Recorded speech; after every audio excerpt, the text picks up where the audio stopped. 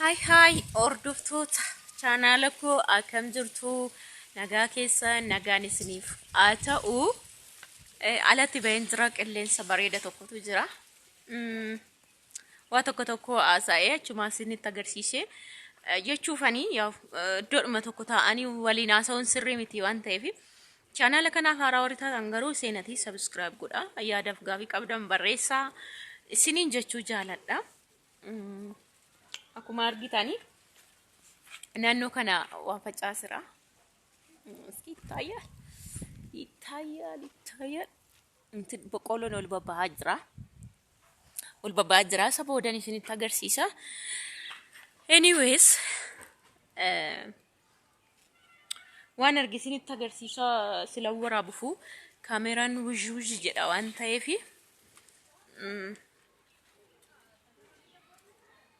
kanaafi yaadaaf gaafii qabdan barreessaa isiniin jechuu barbaada.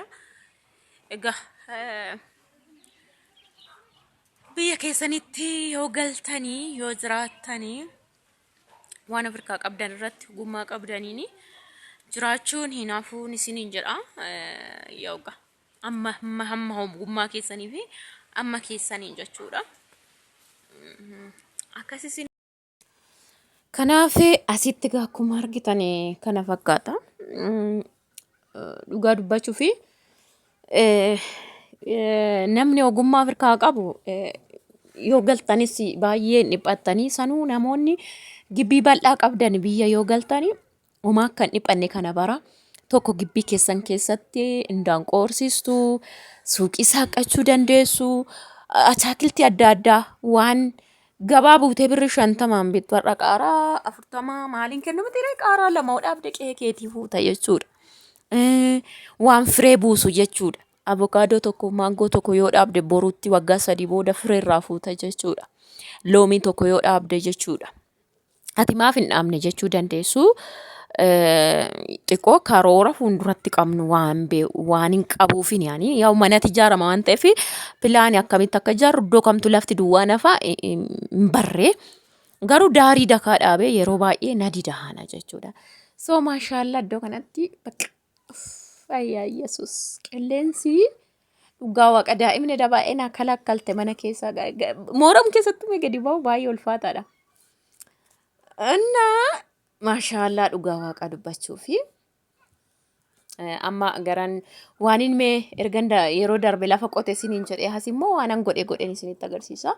Boqqolloo facaasee kun amma ga'ee surumaa jechuudha. Torbanuma lama darbaa kan lafa qote isinitti agarsiise. Garuu amma boqqolloon ooluu yaa'ee jechuudha. Kun akkuma argitanii boqqolloon amala kooti bakka ababaa dhumsaatu desneedha dhugaa waaqa dubbachuuf. Boqqolloo birra 40-50 mee bitattee isheetan nyaatta. Gini bakka desne jedha waan isaan beeku dhugaa dubbachuuf. Muuzii sanattiin taaggaleen namichi dallaa ijaaru na jalaa kutee deebisee naa biqilee jechuudha. So kana fakkaata boqqolloon amma naga'e jechuudha. Torbee tokko dabalate yookiin lama dabalate hin kotkotama mitire. So kabraa ganaan waan baay'ee isinitti agarsiisa. Na wajjin ta'a gibbii keessa inshaallah. Amma barasa kana firiidhaan naa isiniin jedhu ijoollee koo ceebsadhe waan baay'een hojjedha. Duraan baroota lamaan yeroo hundumaa gannatti deemu garaattan baadha. Yeroo kana saamii ganaa da'uufan jiraayyuu dhuma garaatti baachuurran jira. Yoo gimboot andi dhalate saamini har'i guyyaan torba jechuudha. Kanaaf baay'ee garaan na ulfaatee jira lafa qotuu hin danda'u. Achi immoo danda'e nan ciisa waan ta'eef namni dhaabee yoo kotkotamu malee hin ta'u nan dhiisee bara dheengaddaas akkasuma dadhabduudha. Ganna darbee bakka biqiltuu dhaabuudhaaf baay'ee nawwee jira. Akka garaadhaan qallaalii nawwu jechuudha. Bara kana garuu leexoodha. Ijoolleen lafa jiru waaqayyo na eebbifamu. Yoo nani qaqqabeen dhaabne fayyisaan dhaaba ijoolleetti kenneen dhaaba yookiin immoo inni dhaqee dhaabee kotkota waan dhaabne tokko jechuudha.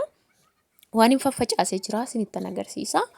Na wajjin ta'a shonkoorri maashaallah udhaluu miti har'a suruma muka tokkoon keessaa muradhe isinittan agarsiisa yeroo dhabee nyaannee kaane maashaallah dhugaa dubbachuuf maashaallah dheerinni isaa kana isiniin hin jedhu baay'ee bal'achaa waloraa deemee baay'ee tokko jechuudha. yeroo baay'ee na daangeessa fayyisaan maaliif na daangeessa inni ijaarroo maal gochii dhaabda kan jedhudha. Biqiltuu tokko immoo buqqistanii marguu avokaadoon edda dheerate muka guddaa buqqiftanii siksitanii dhaabuun sirrii miti. Daarii dakaatti immoo na didee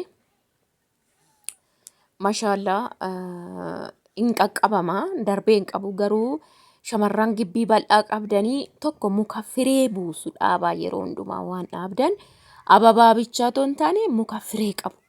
Baala warqee amma daabboo tolchachuuf birrii 40-50 bittu duraallee 20 namaa hiixatu. Amma kanan baashaa tolchitu 40 namatti kennu. So warqee lama dhaabaa shonkoora dhaabaa daa'imaaf kuttuu gibbiidhaa kutattanii nyaattu. Shonkoora eenyuun nyaataa? Sigaa maxibashaa maal taate waan urgooftu dhaabaa waan akkasii. Yeroo hundumaa namni balbala koo rukuta dhugaa waaqa hin jira waan akkasii iddoo 2-3 jira jechuudha. Dhugaa of jajuuf itoo hin taane waan gaarii isinitti mokootiidha malee ammeenyaa miti. Innaa avokaadoo dhaabaa maangoo dhaabaa muka tokko bakka hin dheeratee tolbaa waan ta'eef bakka firii buusa boru muka firee buusu dhaabaa. Akkasiin isiniin jedhaa bakka balbala keessan diizaayiniidhaan balbala keessan duratti jechuudha.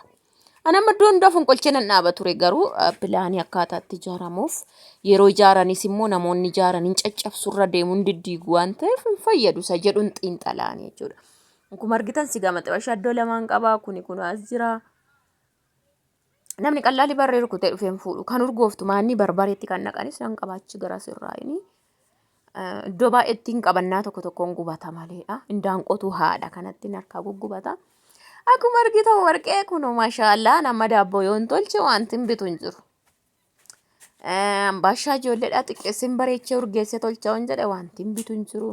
Mazabzafa sana keessas firee wayiin facaase inshaallah wajjin argina. Shonkoora garanattis immoo dhaabee jira.